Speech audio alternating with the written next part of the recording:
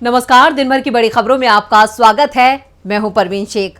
आज इस बुलेटिन में बात होगी कर्नाटक में राहुल गांधी की दहाड़ की, अमित शाह पर दर्ज हुई एफआईआर की, बात करेंगे जंतर मंतर पर पहलवानों के लिए बढ़ते समर्थन की, साथ ही जानेंगे क्यों राहुल केस से एक जज ने खुद को किया अलग, और बुलेटिन के आखिर में बात होगी महाराष्ट्र में किसानों के हल्ला बोल की। इसके साथ ही और भी कई बड़ी खबरों से आपको करवाएंगे रूबरू, लेकिन तमाम बड़ी खबरों से पहले एक नजर सुर्खियों पर।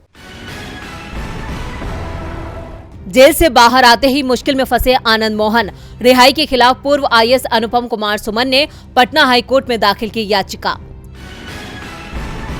मनीष सिसोदिया को एक और बड़ा झटका, आबकारी नीति मामले में 12 मई तक बढ़ाई गई न्यायिक हिरासत। वहीं 26 अप्रैल को ईडी से जुड़े मामले में जमानत पर अदालत ने टाला था फैसला।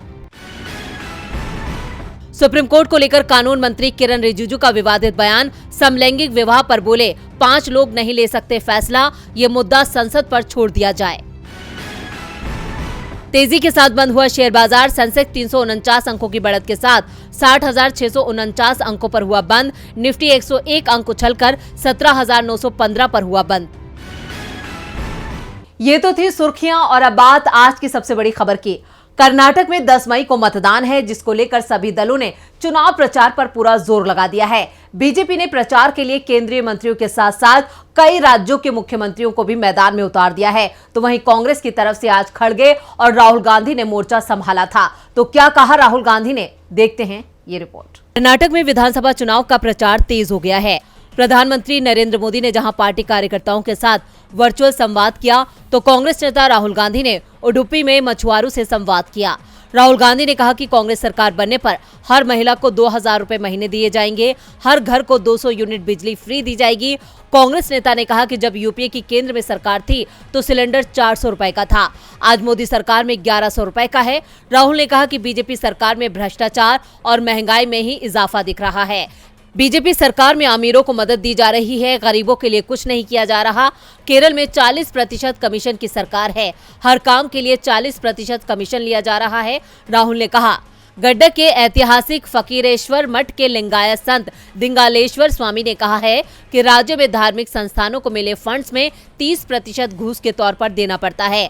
जब तक पैसे नहीं देंगे तब तक काम नहीं होगा। इस स्तर तक भ्रष्टाचार हो चुका है। धार्मिक संस्थानों से भी कमीशन लिया जा रहा है, बस छूट इतनी है कि उनसे 40 की जगह 30% लिया जा रहा है। राहुल गांधी ने बीजेपी सरकार को घेरा तो पीएम मोदी ने अपनी सरकार का बचाव किया। साथ ही कार्यकर्ताओं को वर्चुअली संबोधित करते हुए कहा कि बीजेपी की योजनाओं को घर घर जाकर बताएं।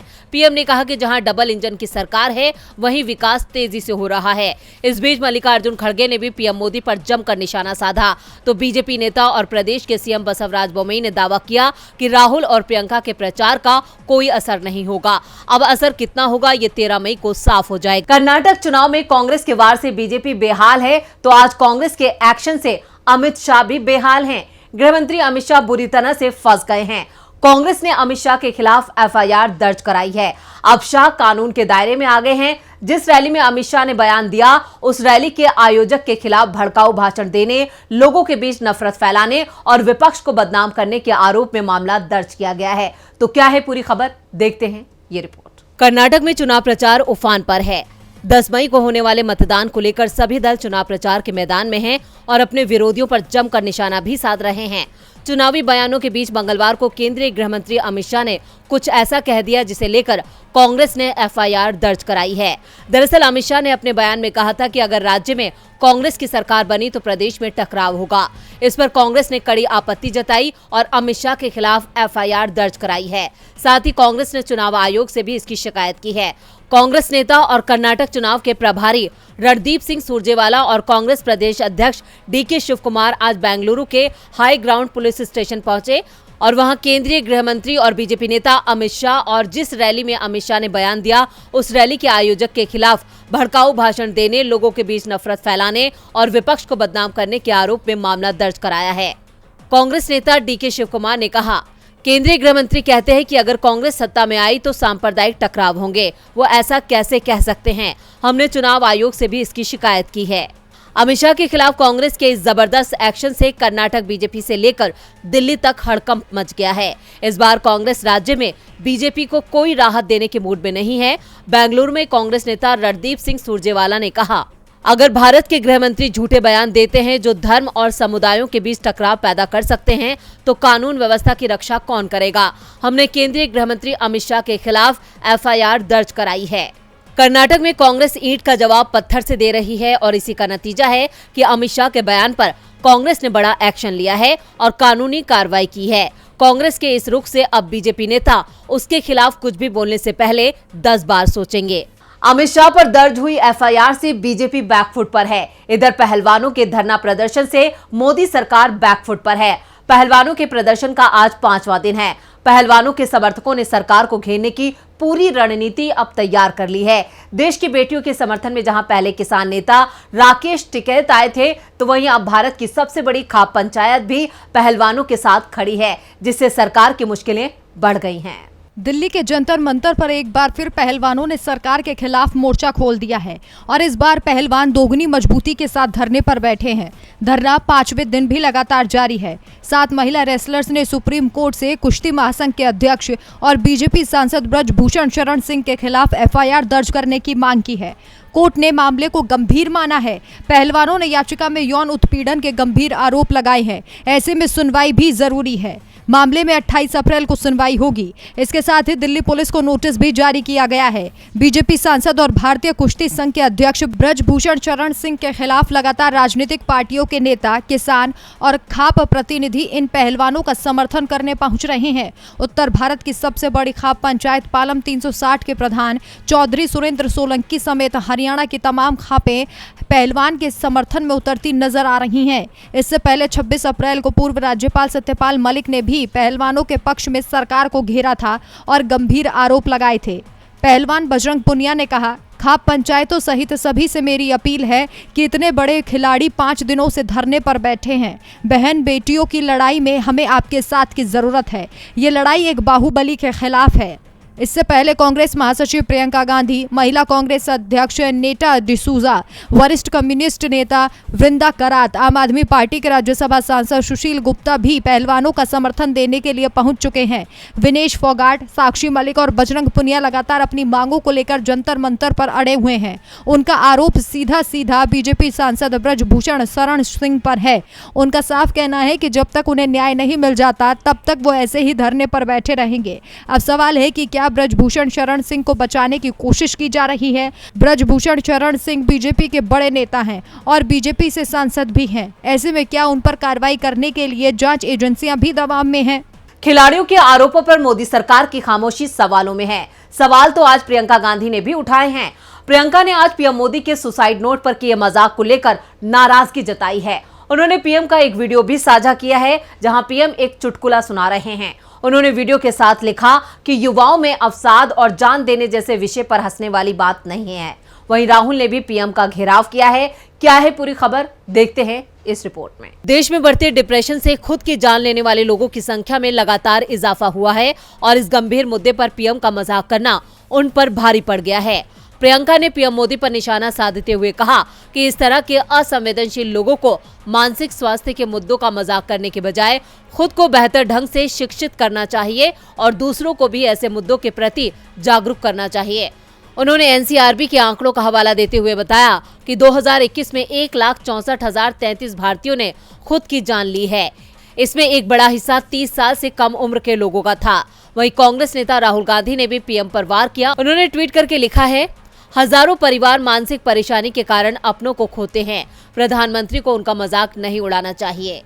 पीएम मोदी ने एक टीवी चैनल के कार्यक्रम में खुद की जान लेने वालों को लेकर ये चुटकुला सुनाया था। पीएम कह रहे थे, हम बचपन से सुनते आए हैं, एक प्रोफेसर थे, उनकी बेटी ने खुद की जान लेने के लिए एक पत्र छोड़ा और लिखा कि मैं जिंदगी से थक गई हूँ, मैं जीना नहीं चाहती हूँ, मैं कंकरिया में कूदकर जान दे दूंगी। सुबह प्रोफेसर ने देखा कि बेटी घर में नहीं है। ढूंढने पर उसके बिस्तर पर एक चिट्ठी मिली, जिसे पढ़कर प्रोफेसर को गुस्सा आया।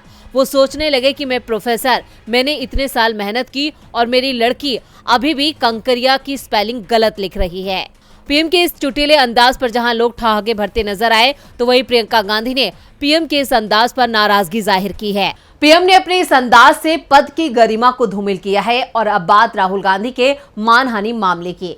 मोदी सरनेम मामले में राहुल गांधी से ज्यादा दबाव में देश की न्यायिक व्यवस्था नजर आ रही है। सूरत सेशन कोर्ट से राहत नहीं मिलने पर राहुल ने अपनी सजा को लेकर गुजरात हाईकोर्ट का रुख किया था, लेकिन वहां भी एक जज ने राहुल के केस से खुद को अलग कर लिया है, जिससे इस मामले में नया मोड़ आ गया है। मोदी सरनेम से जुड़े मानहानि मामले में राहुल गांधी को सूरत की निचली अदालत ने 2 साल की सजा सुनाई, जिस कारण राहुल गांधी की संसद सदस्यता रद्द हो गई। कांग्रेस नेता ने सूरत कोर्ट के फैसले को 25 अप्रैल को गुजरात हाई कोर्ट में चुनौती दी। राहुल गांधी की वकील PS चंपानेरी ने न्यायमूर्ति गीता गोपी की अदालत में मामले की तत्काल सुनवाई की मांग की, लेकिन न्यायमूर्ति गीता गोपी ने कहा कि मेरे सामने नहीं। जज ने खुद को इस मामले की सुनवाई से अलग कर लिया। सबसे बड़ी बात अभी तक की ये साफ नहीं हो पाया है कि जज ने आखिर क्यों सुनवाई से खुद को अलग किया। इससे पहले जब सूरत की CJM कोर्ट ने राहुल को सजा सुनाई थी तो शिवसेना उद्धव गुट के नेता संजय राउत ने कहा था कि फैसला कोर्ट का है और वो भी गुजरात का, इसलिए मैं कुछ नहीं कहूंगा। राहुल गांधी की सजा को लेकर DB लाइव के वरिष्ठ पत्रकार प्रशांत टंडन ने एक इंटरव्यू में 2002 के नरोदा पाटिया मामले में फैसला सुनाने वाली गुजरात की पूर्व विशेष जज ज्योत्सना याग्निक से जब सवाल किया कि इस मामले में राहुल गांधी को वो क्या सजा देती, तो उन्होंने कहा, मेरी निगाह में ऐसे जजमेंट अगर प्रूव होते हैं तो मैं तो बोलूंगी कि कोर्ट छूटे तब तक की सजा और दंड, और उसमें यह भी प्रावधान है कि दंड या सजा तो दंड करके छोड़ना चाहिए। और दूसरी बात एक ये भी है कि अगर रियली हम अपने देश को एक हेल्दी डेमोक्रेटिक बनाना चाहते हैं, रियली हम लोग चाहते हैं कि criticism is must, criticism should be the heart of political life, public life, then we must see to it कि ये सब जो ड्रैकोनियन सेक्शंस है, जैसे सेडिशन है, ये सब लॉ बुक से बाहर होने चाहिए। इसके साथ ही जब प्रशांत टंडन ने दूसरा सवाल किया, तो ज्योत्सना, ये जो धमकियां आपने कहा आई थी, ये केस के दौरान आई थी कि फैसले के बाद ये प्रक्रिया या प्रोसेस शुरू हुआ था? धमकियों का दौरान भी आई थी, बाद में भी आई थी, लिखित आई थी, एक तो लेटर पैड पे भी आई थी। धमकियां बहुत थी। धमकियां सिर्फ मेरे जान को नहीं थी, मेरे मतलब पूरे अस्तित्व को थी, मेरे फैमिली को थी। धमकियां बहुत थी। साफ है कि कोर्ट पर दबाव बनाने की कोशिश की जा रही है। ऐसे में सवाल गुजरात की पूरी व्यवस्था पर उठ रहे हैं और हाई कोर्ट के जज ने जब राहुल गांधी के मामले में खुद को अलग किया तो पूरी बीजेपी सरकार सवालों के घेरे में आ गई। राहुल गांधी को लेकर अब सबकी नजरें गुजरात हाईकोर्ट पर हैं, तो वहीं नजरें शरद पवार पर भी हैं। महाराष्ट्र में जारी राजनीतिक हलचल के बीच एनसीपी के प्रमुख शरद पवार का बड़ा बयान सामने आया है। उन्होंने कहा है कि अब रोटी पलटने का सही वक्त आ गया है। तो क्या है इस बयान के सियासी मायने, देखते हैं इस रिपोर्ट में। महाराष्ट्र में सियासी उठापटक के चलते वार पलटवार का दौर लगातार जारी है। एक और एनडीए सरकार में 1 साल के अंदर ही अंतर्विरोध दिखाई देने लगा है।